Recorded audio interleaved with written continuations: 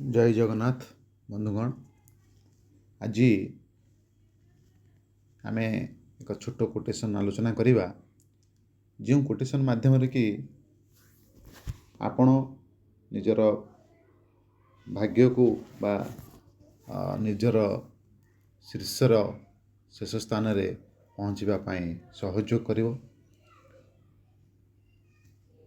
आजिर परिश्रम कालीर सफलता। प्रतिदिन छोट परिश्रम से होची बड़ स्वप्नर आधार। सफलता केबे गोटे दिन आसेनी। बंधुगण, आमे परिश्रम कर चलिबा, सफलता निश्चिंत भाव में आसीबो। प्रत्येक दिन काम प्रत्येक दिन आमे करिबा। जो काम आज आसिला आज ही ताकू करिबा।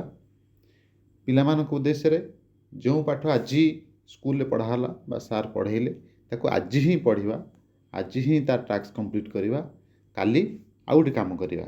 यही भाव में गोटे गोटे छोट छोट काम डेली आम कर चलिले शेष आम एभली एक सफलता पाइबा आम केबे भी आशा करि नथिबा।